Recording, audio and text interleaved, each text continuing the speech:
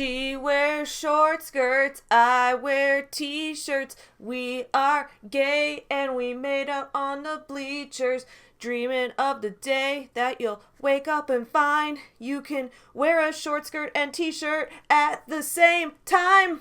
For real, I don't get it. A short skirt and a t-shirt are two completely different types of clothing. That's like saying she wears socks and I wear hats. I'm currently wearing both socks and a hat. What kind of song even is this? Although it is the song that I use when I ship two of my dolls on that shelf back there with each other. How about that? What's up, my fellow small business supporters? I'm Savvy and welcome back to Savvy Writes Books, the channel where we talk about books and business. But sometimes we talk about LGBTQ topics and feminism and things like that because I'm muscle mommy and that's what I want to talk about today. I recently saw this video going around on YouTube by a woman named Sydney Watson called The Death of the Tomboy. And good lord, I sure hope that's not literal. What did you do to my Pokemon girlfriend, Sydney? Sydney, did you murder my Pokemon girlfriend? You better not have. What did she mean by this? I'd seen some tweets from this woman, Sydney Watson, before, and I kind of get the vibe that she's a TERF, but I wanted to react to her video, take a look at it live, see what she had to say about this, and see if all of these hot girls who are gonna make out with me in the bleachers are actually all about to die. I hope it's not of COVID, because then they would have given it to me. But they probably don't have COVID because they still have taste, which is why they're making out with me in the first place. But we're about to find out what all of this means, so take it away. Get you some nuts. There was lots of memes. Makes me wonder if I should take up lesbianism. Chicago. You guys asked for it. Before we continue with today's topic, we have a quick word from today's sponsor. Today's video is sponsored by Magic Spoon, which is a brand of cereal that I have fallen in love with ever since I started eating it this past January. It's December now, which means I've been eating the cereal for almost a whole year, and with the variety of different interesting flavors offered, it has never gotten old. Magic Spoon cereals are high protein and low carb, containing 13 to 14 grams of protein per serving, only 4 to 5 net grams of carbs, and only about 140 calories per serving. Each serving has 0 sugar, with the exception of the honey nut flavor, which has 1 gram of sugar per serving because it's made with real honey. And that honey nut flavor is one I've really been enjoying this year, along with my all-time favorite flavor, of course, which is cinnamon. But I also love the fruity flavor when I want to add a little variety. If you click on the link in my description below, you can go to Magic Spoon's website and build your very own variety box where you can pick from some of the great flavors that I just mentioned, plus other awesome flavors like frosted, peanut butter, cookies and cream, and maple waffle. Plus, you can also add cereal bars to your box now as well. Cereal bars, which come in flavors like cookies and cream, cocoa peanut butter, cinnamon roll, and s'mores, are a convenient way for me to get some extra protein while I'm out walking my dog or while I'm walking to the gym and don't have time at the moment to sit down with a bowl and a spoon. Similar to the cereal itself, the cereal bars are also high protein and low carb, containing 10 grams of protein, 4 net grams of carbs, and 130 calories per bar.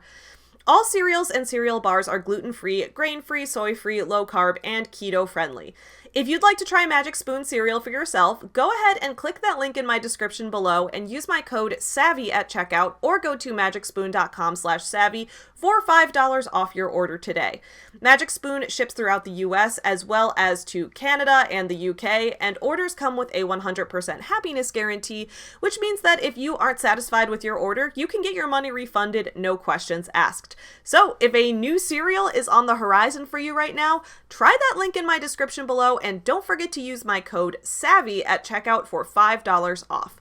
Thank you again to Magic Spoon for sponsoring my video. Now, let's get back to it. Hey everyone, welcome back to my channel, or if you're new, welcome for the first time. I'm Savvy and this is Savvy Writes Books, and if you're new here, please don't forget to subscribe because multiple times a week I put out new videos on this channel. And if you want to hang out with me more than just a couple times a week, you can join me every single weekday morning at 7 a.m. Central on my live stream channel, Your Morning Guru, which is where this mug is from. Get the mug merch. So I have seen an argument kind of like what this Sydney woman is going to be making in this video, at least based on what I assume. I've only seen the beginning of it, and I've only seen her talk on Twitter about this. I haven't watched this whole video yet, so we're going to kind of react to this together. From what I've seen, there seems to be this kind of misconception going around. The idea that the existence of trans people is somehow a threat to gender non-conforming cisgender people. But it seems like a lot of anti-trans people have switched from think of the children as their argument to think of the lesbians, which it's like, I don't know, a lot of trans people I know are lesbians, but whatever. I'm curious to see what the arguments are that she's going to make surrounding how, in theory, people being trans has led to people not being able to just freely be gender nonconforming anymore. Because, I don't know, I myself am a cisgender woman. That means I am a woman who was born with a vagina and still identifies as a woman. That's me. I don't conform to every single gender stereotype, even though I am a cisgender woman, right? For example, I like to lift heavy weights. I go to the gym and try to build muscle a lot. I take boxing classes. I like boxing. I like combat sports. I'm extremely aggressive and loud. Just random things like that are not in line with being traditionally ladylike or whatever. And I have, I guess, also had body modifications done to myself, in the sense that I got breast reduction surgery back in February. My boobs used to be fucking massive, you guys. They were huge. I know a lot of you probably missed them, and I'm very sorry for your loss. But at least it wasn't my Pokemon girlfriend. Let's see what Sydney actually has to say before we make too many assumptions, and take a look at what's going on in this video. Dude, she looks so upset. Maybe someone killed Sydney's Pokemon girlfriend. If so, I'd understand. I am a man. Just trying to crack a cold one open with the boys, if you know what I'm... I'm pretty sure that was just a joke. Pretty sure that person was just making a joke about gender stereotypes. I don't think that was meant to be taken seriously, but okay, Sydney. Hi, my name is Sydney. Welcome back to Hale. And as per usual, before we launch in, today's video is sponsored by Established Titles.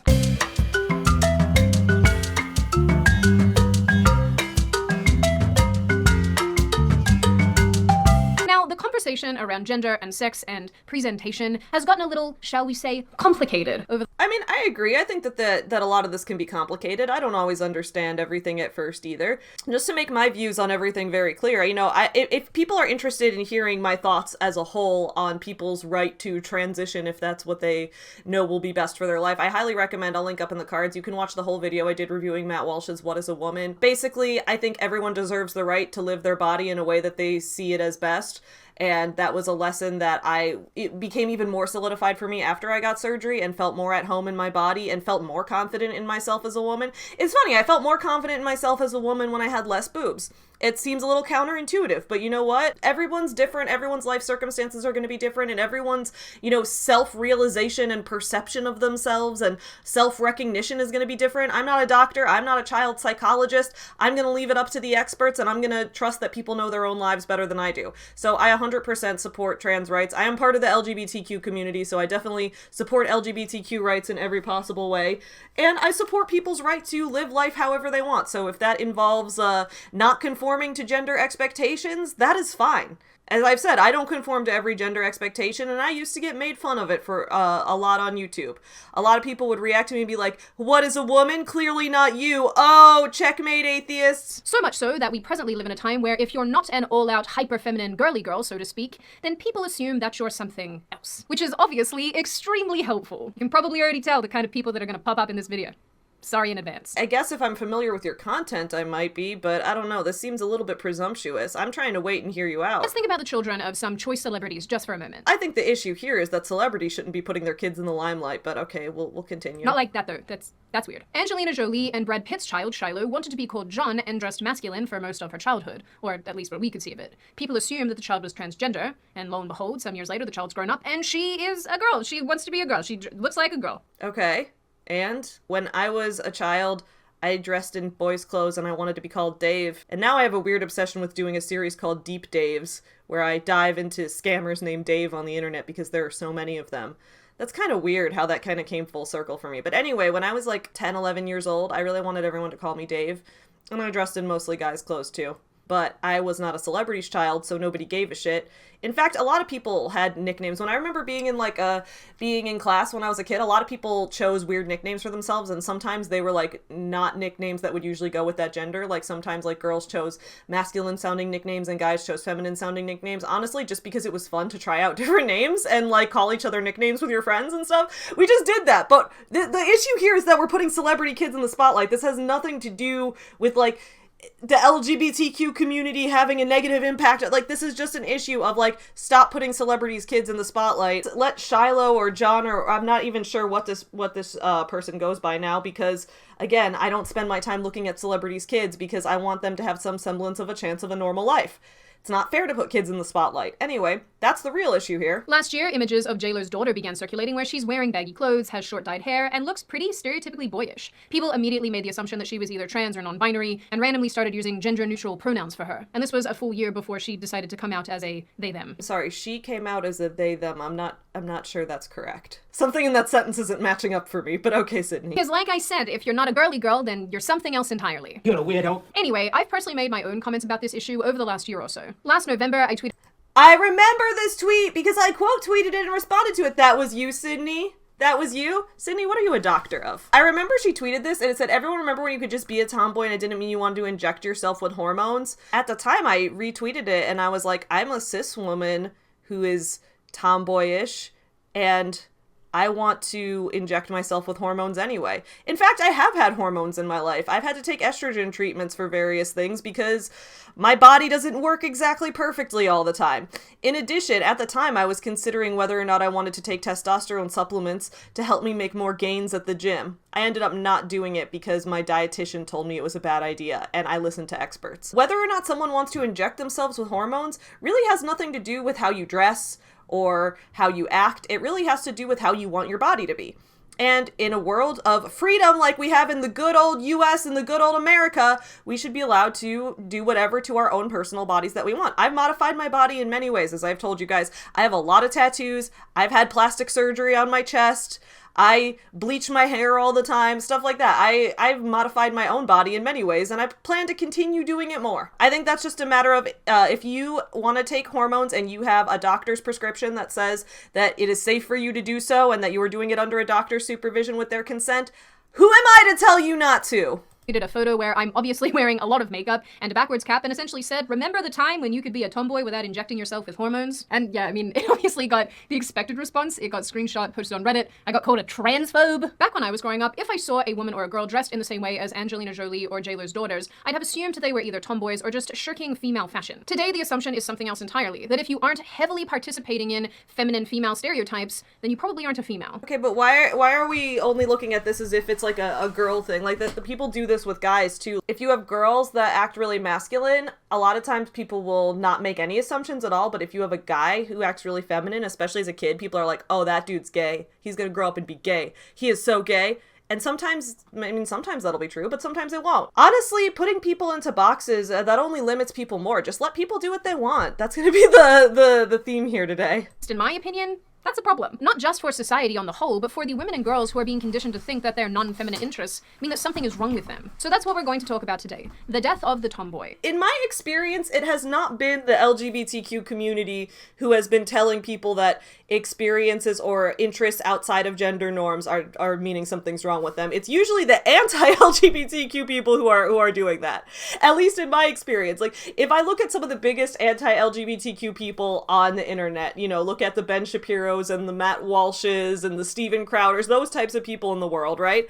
They're the ones who are often making fun of people who look gender non-conforming in any way. Even if they're, like, their fans would often make fun of me for being too gender non-conforming, even though I am a cisgender woman. I am not even trans, right?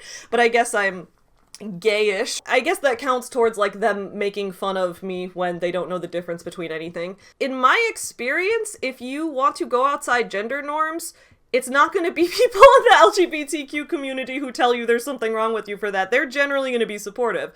Whereas it's like anti-LGBTQ, usually people who are right-leaning on social issues that are going to be the ones that are going to have a problem with it. That's what I've noticed. A lot of my relatives are fairly conservative Polish Catholics from Chicago. And you know, growing up, I was always told, Savvy, you gotta wear a dress to church, even if I didn't want to. I was told not to try out for the football team, which was probably a good idea in retrospect because I have a lot of physical health issues, so it probably wouldn't have turned out quite so well for me. It was that side that was telling me there was something wrong with me. There was never this thing I noticed where it was like, oh yes, let's encourage people to go outside gender norms, and it's the trans people who are doing it. Like, where did this argument come from? This is so incredibly weird, but I'll hear what she's saying a little more. For you once again board my Hale gondola, and together we take yet another journey down into the depths of weirdness and depravity. Let's hear from today's sponsor, Established Titles.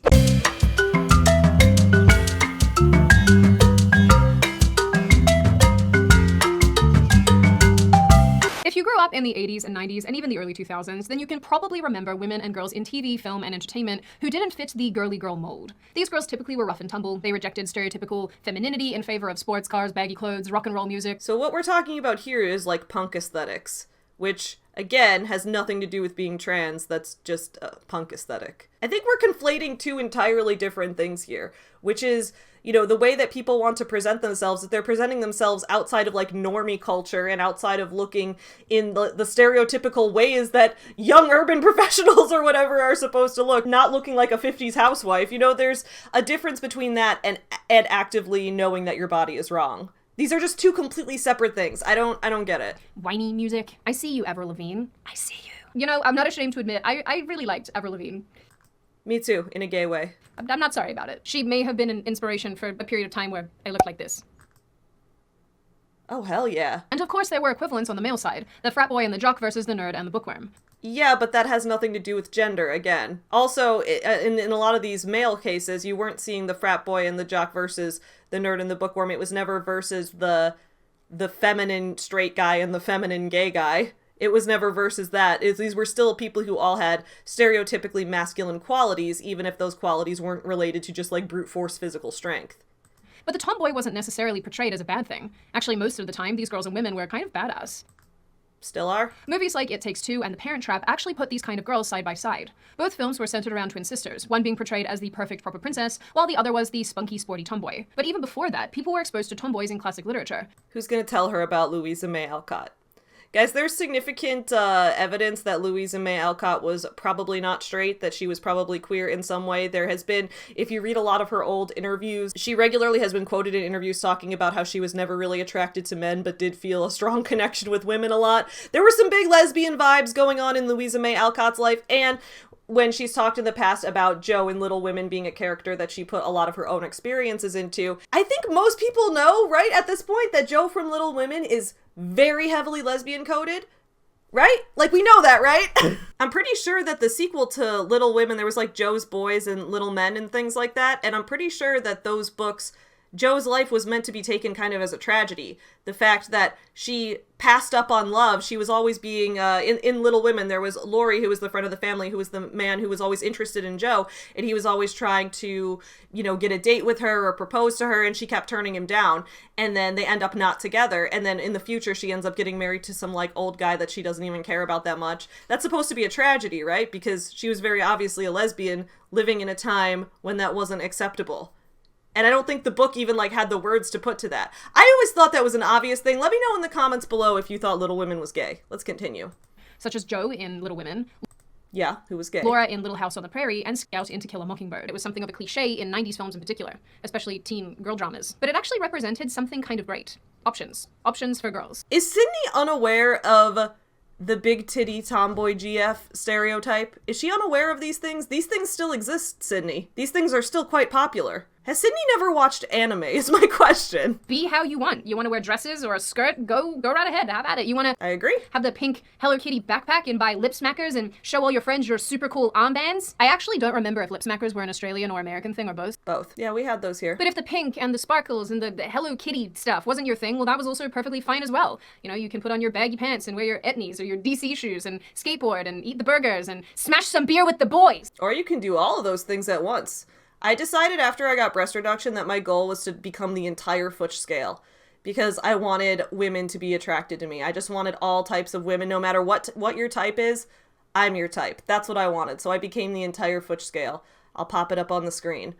So my point is, you can be all of those things at once if you want, because there's no limit on how hot you as a woman can be. Women are hot is what I'm saying. This has turned into a gay simp video. You could be any mix of the two. You could be one or the other. You could be neither and settle somewhere perfectly in the middle ground as a neutral something or other. The point is, women and girls had the option. Ray, this is 1987. Did you know that a girl can be whatever she wants to be?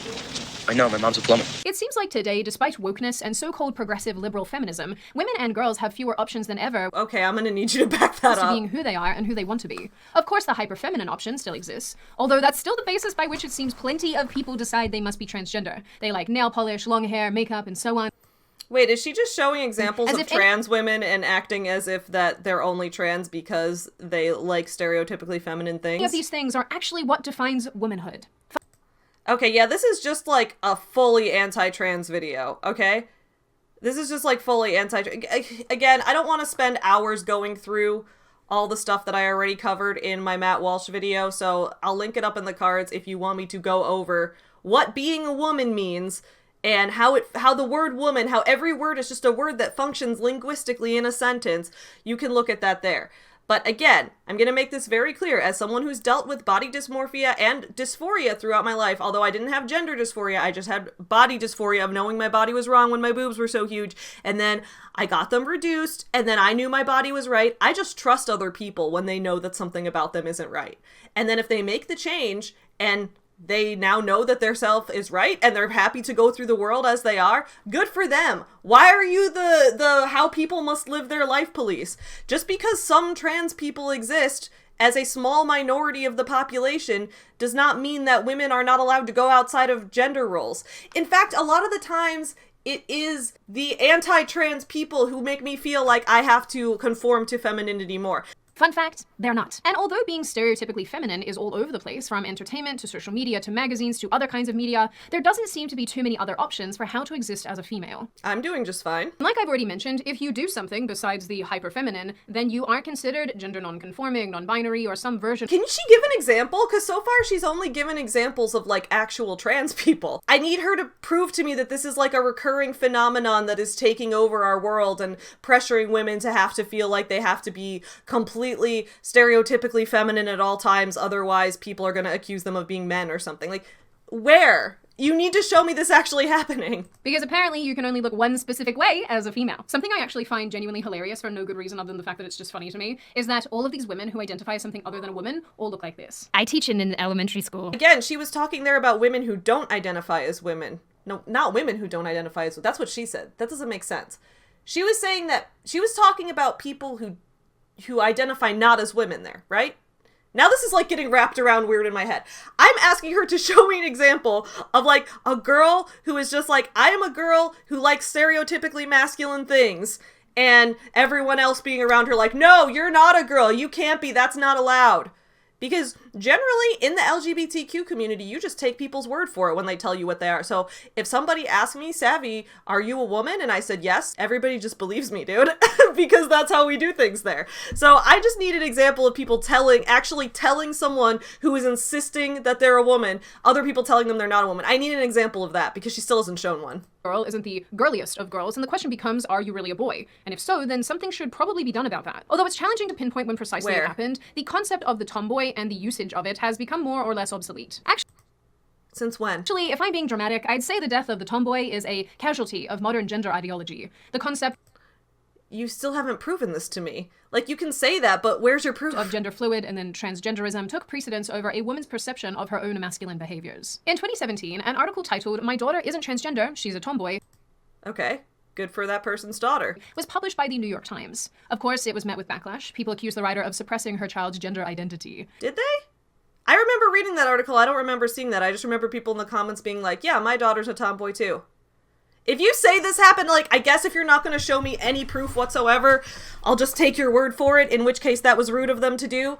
But when I read this article, I remember people being pretty receptive to it. I don't remember people saying that you were suppressing your daughter's identity. And here it's talking about how this person's daughter is asked by teachers and people if she wants to be a boy. They're not telling her she has to, they're asking. And she's welcome to say no. Often asked by doctors, teachers, and people who have known her for many years if she feels like or wants to be called a boy, simply because she doesn't fit the stereotypical mold of the girly girl. The mother writes that when people continue to question her child's gender identity and are skeptical of the child's response. I will say, this is at least the first, like, actual example Sydney has given of this ever happening, because it does seem like if people actually are being skeptical of this daughter's response, that is extremely rude. Like, if I tell people I'm a woman and they were to be like, really? I'm not sure I believe you, that would be extremely frustrating. I would be very frustrated by that too.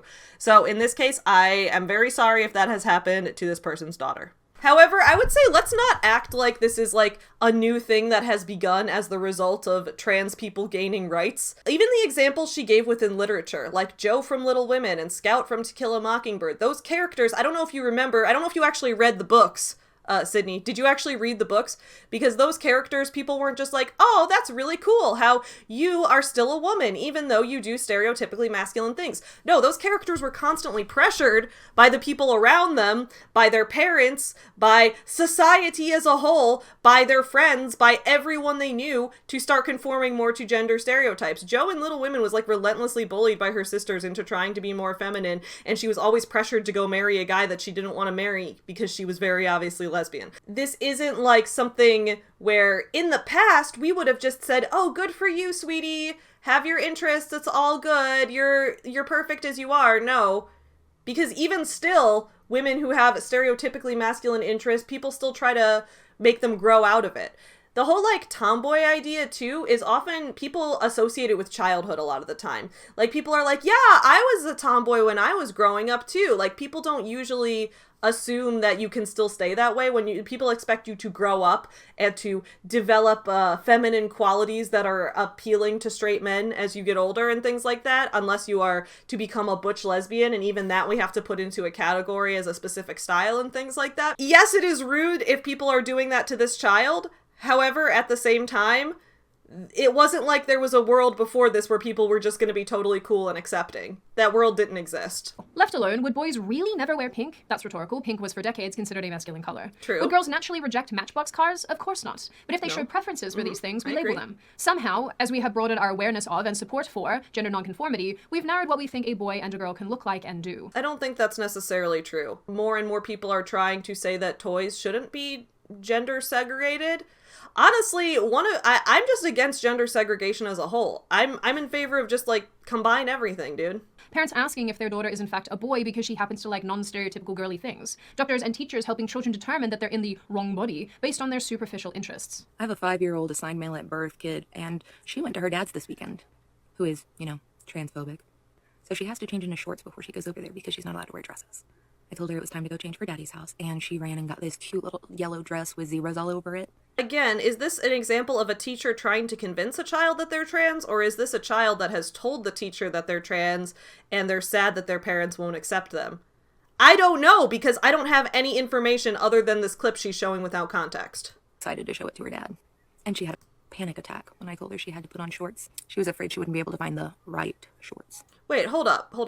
Sydney's the one who's trying to make the whole argument here that boys and girls should be allowed to dress and behave however they want to, regardless of gender, and that doesn't mean that they're trans or whatever. So let's say for the sake of the argument that this child was a cisgender boy and really wanted to wear a dress over to dad's house and started crying when their dad made them put on shorts instead. Wouldn't Sydney also think that dad is awful in that case then? Because that dad is saying that just because you were born as a male, you are required to wear a certain type of outfit? That goes against Sydney's argument too. Like, Sydney, this doesn't... do you agree that the dad is wrong in this case then? Like, why is the dad not letting the kid dress how they want? Because your whole argument is that people should be allowed to dress how they want. Otherwise, it's the death of the tomboy. Am I not wrong here? Ben looks like exactly the kind of person that wants to trans their child. Based on what? That she has fun glasses? So she's having a panic attack because of this. And his response? Put Bug in boy clothes. This dad is doing what Sydney is saying we shouldn't be doing. This dad is the one limiting gender options by saying that it's important that you only dress your child in a certain type of clothes. Am I totally missing something here? Because this is completely going against Sydney's argument. If Sydney's argument is that boys and girls should be allowed to dress and act however they want regardless of their physical bodies or their genders or anything, and it doesn't even have anything to do with being trans, if that's the argument she's making, then this dad would be wrong for telling this child that they have to dress in shorts or jeans or whatever just because they have male genitalia. She got home last night and almost immediately changed into a dress. She spent all weekend being told that she has to be a boy. And I started saying, I'm a boy. And at the time, we just thought it was cute. It was a phase. I thought maybe I would have a tomboy. It was around 3 that we started to hear it, but around 4 years old was when it got very strong. I'm sure what a lot of people can't believe about your story is that at 3 years old, a little girl can say, I'm a little boy. I'm not a child psychologist, so I'm not here to determine that.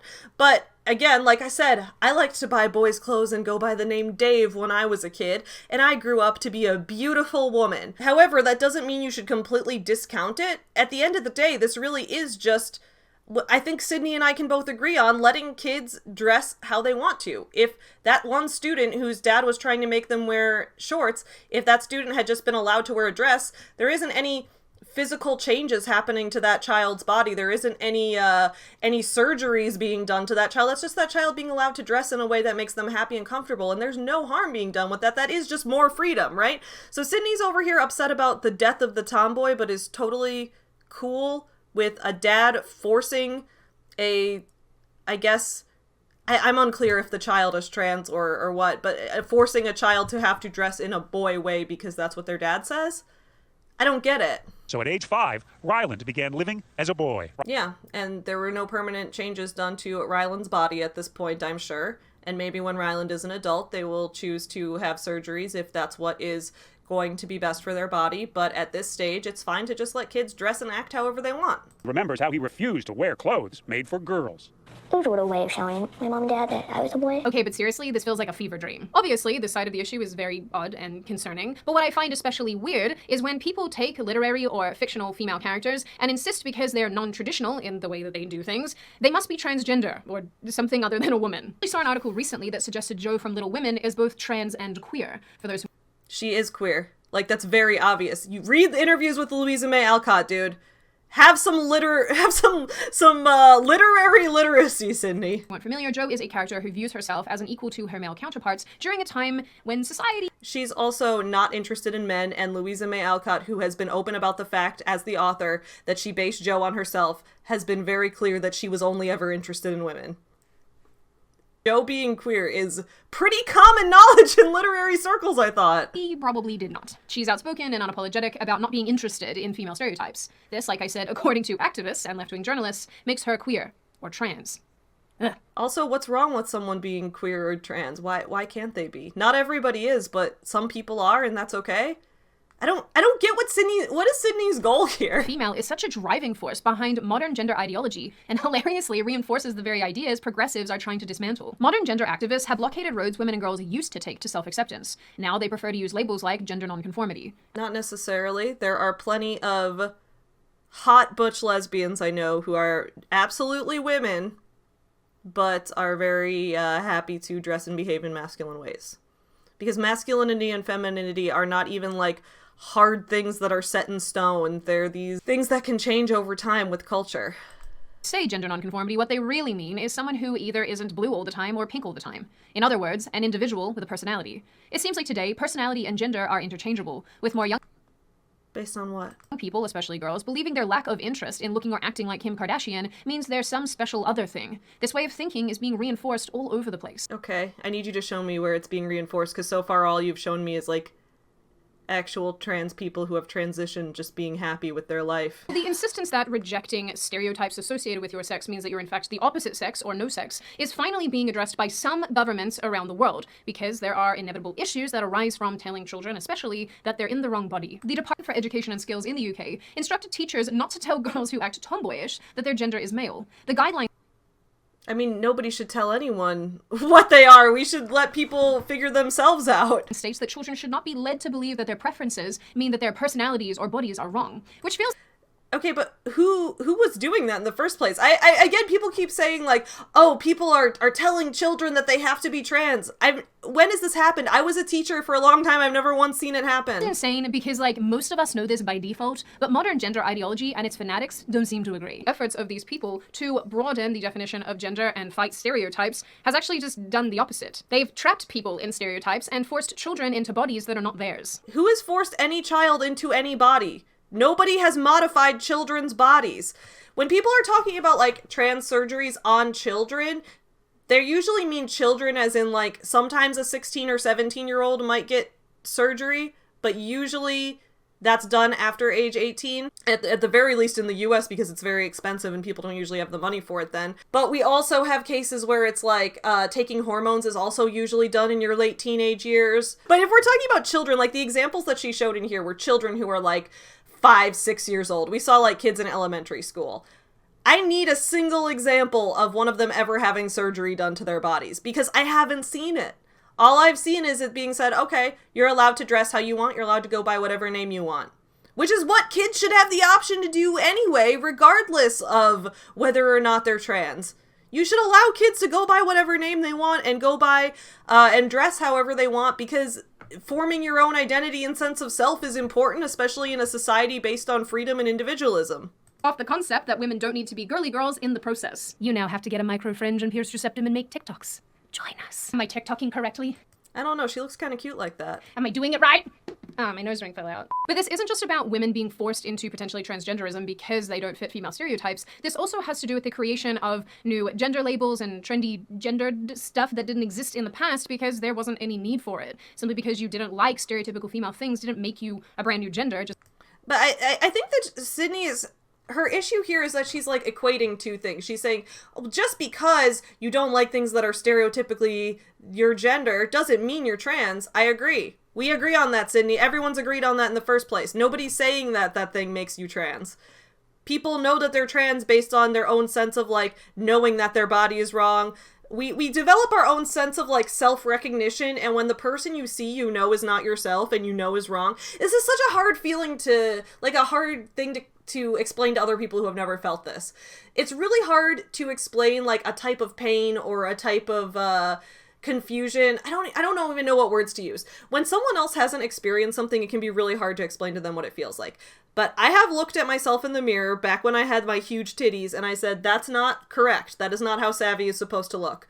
And then after I got surgery, I said, that is correct. That is how SAVY is supposed to look. I'm very comfortable in my body, and I'm moving forward. When you've got... that is what dysphoria is. Now, when you have someone who's trans, they feel that, but about their gender. They look at themselves and they say, this body...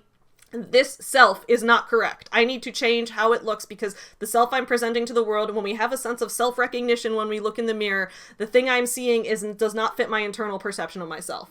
And when someone hasn't felt that, it's extremely hard to explain to them how it feels, but I just trust other people that they're going to know their own life better than I am. So when you are someone who is, has interests outside of your gender stereotypes, I agree, that doesn't automatically make you trans. When you have that, and then also know that the gender that you are meant to present as, or the gender that you are meant to embody, and the transitioning that you need to do, when you know that that is something that you need for yourself as well, that's what makes you trans, okay? It's not just the interest, I don't know how to explain this any better. Like, my birth parents said that I was a girl, but they made a mistake. Yeah, us too. Yeah. Right? So your mommy and I, we assumed that you were a girl. But then when did you set us straight? Well, I was at least like 5 or 6. But it started before that. You kept sending us signals, right? You'd say, sometimes I want to be a boy. Yeah. Sometimes I want to be a girl. Something just doesn't seem right here. Well, I wasn't a girl or a boy. So what are you? Non-binary. Right. And how do you feel about being non-binary? Good. Your mom and I have tried our best to support you and make that like something that's celebrated in our household. Have you ever spoken to your class about your gender? Yeah. What did you tell them? I told them my pronouns and also my name. So this kid, again, is someone who has just gone by whatever name they want to and dresses how they want to. No big deal. And what's the issue? I wasn't really sure where it fit in this video, so I'm just going to add it here. I know that there is a cohort of women and girls who do not identify as women and want to distance themselves from their sex. Wait, then they're not women, are they? You said there's a cohort of women who do not identify as women. So what do you mean by this? Do you mean a cohort of people born with vaginas? Is that what you're... I don't because get it. of things in their past, like trauma or abuse or some sort of sexual abuse, or even just feeling extremely uncomfortable with their female form and their female bodies. So I was someone who felt extremely uncomfortable with my female body. Let me tell my own story real quick, okay? I was someone who felt really uncomfortable with my female body when my boobs were absolutely massive, right? I felt extremely uncomfortable. And because I do have a lot of non-feminine interests, and because when I was a kid I liked to go by Dave, you guys know what I'm talking about, all of that stuff, there would be times that I'd wonder sometimes, like, maybe I'm not supposed to be a woman. It was a reasonable thing to wonder given the circumstances, but here's the thing. I never had an internal sense of knowing for a fact that I wasn't a woman. If I talk to a lot of my friends who are trans men or trans women or whatever, they often say, you know, I know that that is not what I am and that this is what I am. They had an internal sense of knowing that for certain. I had an internal sense of knowing for certain that my boobs were too big. I knew that beyond a shadow of a doubt. Knowing, am I a woman? Am I not a woman? It was something I couldn't tell you. Then when I got my boobs made smaller, I came out of the hospital, I was like, yep, I'm a woman, and I've been very confident in that since then. There's a sense of like having to know, and the level of self-knowledge and confidence you have in it, that has to do with that. And again, that's not to say that every human is a universally reliable narrator on their own life story. Every once in a while, people get things wrong about themselves, which is why people do these things under supervisions of doctors and psychologists and people who have expertise in these fields. So, again, what's the issue? They're not really who I'm talking about in this video, but I just wanted to make mention of the fact that they are some of the people who fall into this category, but they are not the primary focus of what I am saying here. They are basically their own issue unto themselves. I don't think they're an issue. I think they should just live their life, and you should leave them alone, Sydney. People seem to forget that the term tomboy was really just a catch-all for women and girls who just liked kind of atypical things. Still is. And while I talked about this quite a lot in other... Although now I'll say it can have more of like a... When you're talking about like tomboys, people usually think you're talking about children who are going to grow out of it, even still to this day. Versus like, if you talk about that with adults, usually there's some like queer stuff going on there. Usually it's like a woman who likes other women. But not always. Sometimes it's like a male anime girlfriend fantasy. My point is, words mean different things in different contexts, Sydney. Just like your name is a city in Australia and you're also from Australia. Videos about this topic, I think it bears repeating that many of the core tenets associated with being a tomboy or tomboyism are now diagnosable markers of gender dysphoria in girls, and basically the indication that, well, maybe you're in the wrong body. Funnily enough, our friend John Money... Oh god, we're not talking about John Money again, are we? I did a whole thing about John Money in my Matt Walsh video. John Money was not actually the father of gender identity. That's a common misconception that people bring up to try to debunk LGBTQ people as valid. John Money was a disgusting piece of shit who abused children. He was extremely unethical in his science, and the vast majority of LGBTQ people do not claim John Money as part of... They think he did more harm than good, okay? We don't like John Money over here. John Money has a lot of misinformation about him out there. Watch my What is a Woman video if you want to know more about John Money. And he really pops up a lot, this guy, who I've also mentioned previously and one of the founding fathers of gender ideology. No, he wasn't. Claimed that assertive play and boyish behavior in girls was a sign of a fetal abnormality. John Money has been debunked and was considered wrong about most things. In his book, Men and Women, Boys and Girls, Money claimed that the most likely hypothesis to explain the various features... I don't care what John Money said, because people who are actually trans and who are part of the LGBTQ community already don't take John Money seriously. So I don't know who you're talking to by trying to show how ridiculous John Money is. We already know. Of tomboyism in fetally masculinized genetic females is that their tomboyism is a sequel to a masculinized effect on the fetal brain. Yeah, John Money's an idiot. Now, obviously, gender ideology is not new, and John Money's book is from 1972. Times have changed, but this ideology still exists, and where? Continues to morph and adapt as time wears on, permeating major institutions and turning into something that has infected countless areas of life. The most ironic thing here is that progressives think that their ideas are in fact progressive, but the reality is that they haven't changed their conceptualization of this issue since the 60s and 70s. Progressives? No, they absolutely have, because nobody agrees with John Money anymore. Not actually being progressive? Crazy. I wonder if they know that. Probably not. I mean, you're wrong, so no. For example, Money's claim that assertive or boyish traits in a girl were a sign that she... You're just showing stock footage of rollerblading? Is rollerblading masculine now? Actually a boy has become so mainstreamed that it is platformed by lifestyle outlets. In September 2021, a mother wrote to Insider that her biologically female child came out to her at 2 years old. Okay, and? Mother writes that when she tried to enforce a girl bob on her 3-year-old female child, the child emphatically said no, she wanted a haircut similar to her older male cousin. I pressed on with the bob style, almost pushing to the point of tears, the mother Why? If your kid didn't want that hair, why were you trying to force them to have that hair? Says. Then I decided to follow my gut and give my child what I knew was needed. Pictures of little boy haircuts. Yes, yes, that one. The joy and validation were evident on his face. I have short hair right now, and I'm a woman. I've had my head fully shaved, and I was still a woman. So this is what I'm not getting here. What is the issue with this? I thought Sydney was saying that we should be allowed to have interests outside of our sex assigned at birth. So this child was assigned female at birth and wanted short hair. The child has short hair and is happy. The kid also, apparently, independent of that, has said that they feel that they're not in the right body and that they feel that they are meant to actually be a boy. And what's the harm done? This kid has not gotten genital surgery and will not until adulthood. So what's the issue? I don't get it. So your kid wanted a short haircut, and now she'll be medicalized for the rest of her life. Based on what? Where was anything medical done to the kid? You've You pulled up the source and then you showed me nothing medical happening to the kid. If the kid grows up and says, I want to get medical treatment and transition, then something medical will happen to the kid.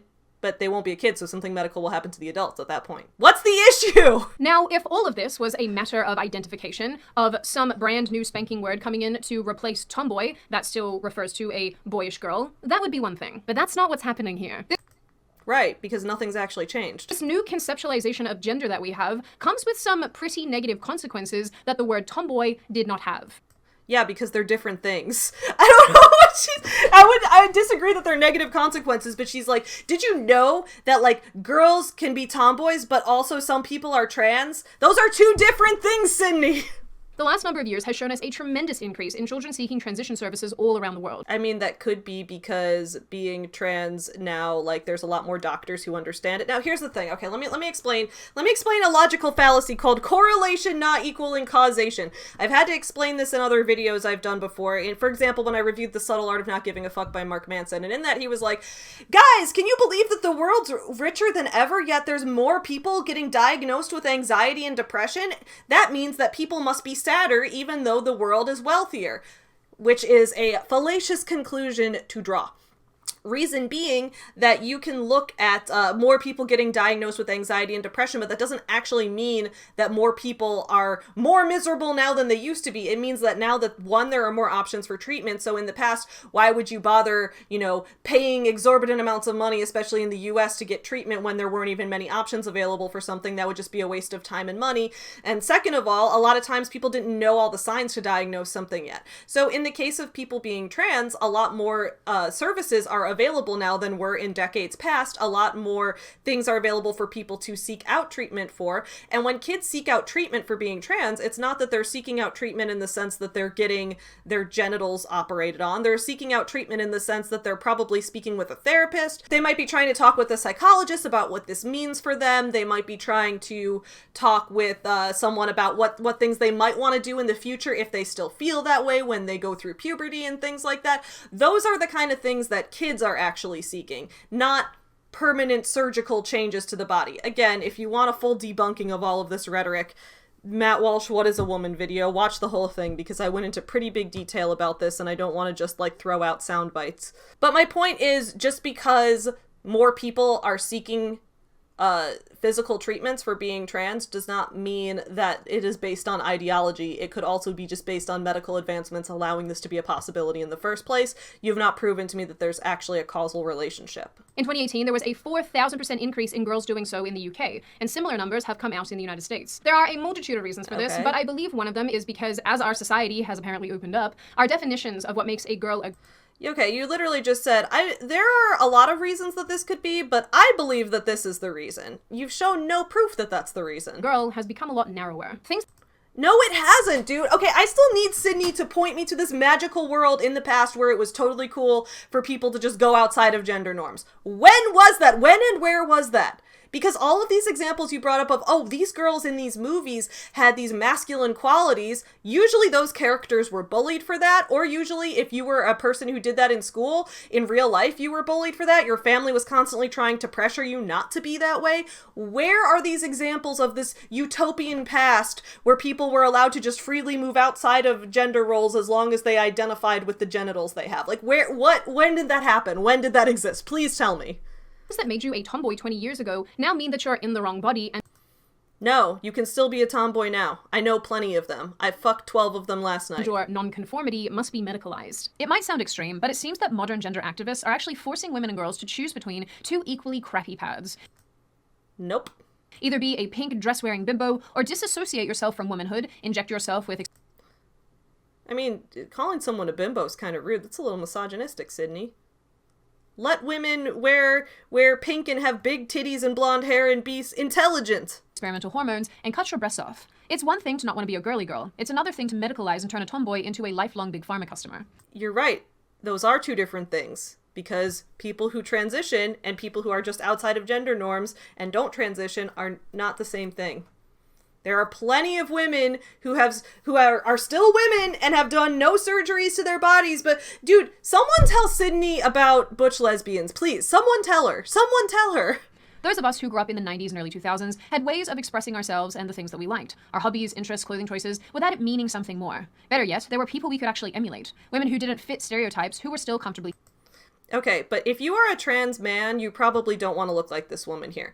Like, this woman might be an example of, okay, maybe, I'm not sure who this is, actually, but it's like, okay, maybe this woman doesn't fit all the feminine stereotypes. Maybe she's, like, really athletic and strong and badass and violent and whatever. Okay, good for her, but if you're a trans man, you might also want to grow some facial hair. You might also want to, you know, get your face in a more traditionally masculine look to it, which a lot of times people who take testosterone, their facial structure kind of fills out in a way that gives you a more like traditionally masculine face shape. A lot of times you grow facial hair, you grow more body hair, your voice drops, you get a lot of these physical changes. That's what they're seeking, okay? They're not seeking just being able to have different interests. They're also seeking like a physical change to their body that you're not going to get from this. Just let people do what they want! Today, celebrities who fall outside the so-called binary style themselves as non-binary or transgender, and very few of them express their femaleness in a way that sits outside the stereotypical norm. The result is that girls have nobody to look up to, and we're more boxed in than ever before. I don't know. I was looking up to your mom last night when my face was underneath her. And some could argue that the death of the tomboy has not been a net positive for society, and if anything, our new definitions and comprehension of this issue has just gotten a lot narrower for girls, which in turn does not assist us in any way, shape, or form. Tomboy, in days gone by, was just a word used to describe women and girls who were a little bit atypical, who maybe didn't fit the girly girl mold, and that was okay. And let's not forget that we had a lot more options. Options that simply, at least in my opinion, just don't exist today. Now before I need to know what these options were. I need to know, because I don't remember those options being treated as valid. I don't remember ever being told, yeah, Savvy, it's totally cool. Yeah, of course you can go join the football team and you can wear a full suit to... I was told not to wear a suit to my own wedding. I was 25 when I got married. And everyone in my life pressured me to wear a dress to my own wedding. And I did. I went along with it. So I'm asking, where was this magical past? Where was it? Because I didn't get to experience it. I grew up in the 90s just like you, Sydney, and I never experienced that magical past of like, oh, you can just freely go outside of gender norms. No, people pressured you not to. People were like, well, if you're going to be a woman, you have to act like a woman. And this was before it was like even acceptable to be trans. This was before it was even like gay marriage was even legalized and things like that. I don't know. What do you guys think about all of this? I'm curious on your thoughts in the comments below. A lot of times when I see people talking about like, I was a tomboy when I was a kid, it's usually like being your family involving you in farm labor. That's what I see a lot. People being like, yeah, I was out there hunting deer and gutting fish and working on the farm with my parents. And it's like, okay, but what if you're not rural? Then like what? You know what I'm saying? In a lot of cases, it was still though, like when it was time to go to church, you were expected to dress like a little girl going to church. There wasn't like this whole idea that you just could be whoever you wanted to be back then either. A lot of times I've noticed this specifically on the conservative side, though it's not exclusively a conservative problem, but I do notice it a lot there, which is this idea of glorifying a past that didn't really happen, of looking back at this past and saying, oh, remember when the world used to be like this? And I just want to stop for a second and say, no, I actually don't remember when the world used to be like this. And if you can show me, like she was able to show like examples of some women in movies who were like a little bit outside gender norms in the sense that maybe they were like physically strong or they were like good at fighting or things like that. But a lot of times those women still had very feminine body shapes and had very feminine looking faces and things like that. And when you're someone who is actually transitioning, that's usually not what you're going for. You're going for something that is completely the opposite. And then at the same time, a lot of times when in real life you exhibited those qualities, even back in the 90s when she thinks we had this perfect utopian world in the 90s, even if we went back then, a lot of times you were still treated as if you were being a woman wrong, or as if you were not pretty enough or not good enough, and you were bullied a lot and pressured a lot by people around you not to act that way. I still remember having like schools with different dress codes for girls and boys in there. We also had separate like Girl Scouts and Boy Scouts, and what you were allowed to do was again based on what gender you were. So there was this past where people were just like free to do whatever they wanted. Didn't exist. It doesn't exist now either. But don't pretend that we had this brilliant past that we don't have now. If you want a big titty tomboy GF, that's my name on Discord, and tell your mom to slide in my DMs. I will see you guys again soon. In the meantime, keep on supporting small businesses and have a great day. Love y'all. Get you some nuts. There was lots of memes. Makes me wonder if I should take up lesbianism. Chicago. You guys asked for it.